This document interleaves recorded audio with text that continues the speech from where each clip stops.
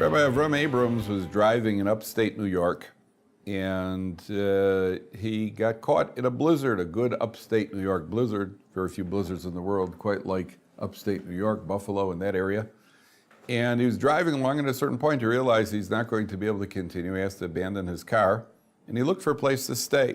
Started walking on the sidewalk in blinding snow, and he makes out a door. He pushes the door open, and it turned out that he was in an old age home.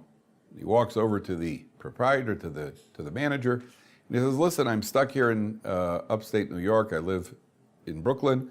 There's no way I'm going to be able to get back. Perhaps I could stay here overnight. Maybe you have a bed for me. I'll even pay a rental fee if necessary." So the manager says, "Sure, certainly help a citizen in need."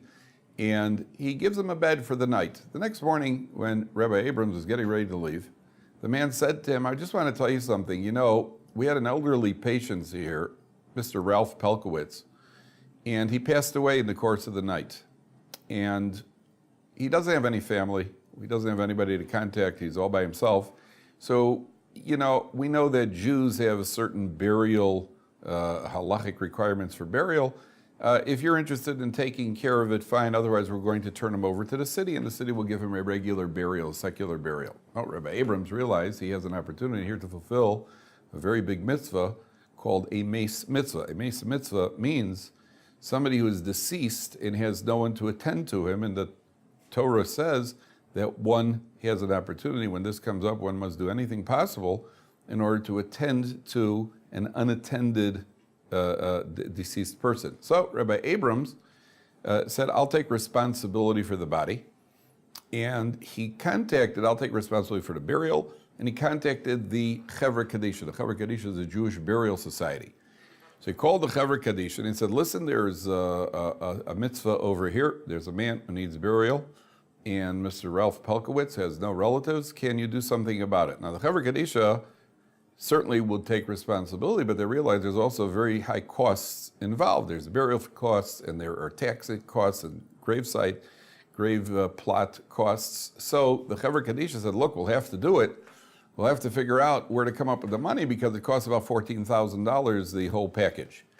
And they had a meeting. What are we going to do about raising the money in order to do this? And suddenly one of the members of the Chevra Kadisha said, "Just 1 second. You know, about 15 years ago, a man came into the office and he made a donation. And he gave us a donation of $14,000 in case one day we have a mace mitzvah, an unattended body, somebody who cannot, needs to be buried.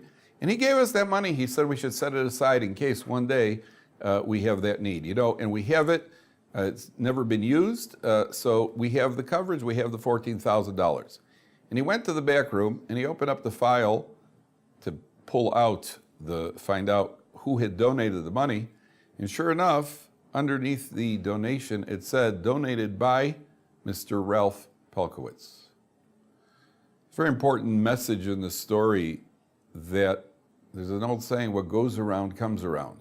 The way a person behaves in this world, God is going to treat him the way he treats others. And in general, Mida keneged Mida, God pays quid pro quo. What goes around comes around. Mr. Ralph Pelkowitz, when he donated the money, he had no idea that he was going to be the recipient one day. On the other hand, that's only because from a human perspective we see that.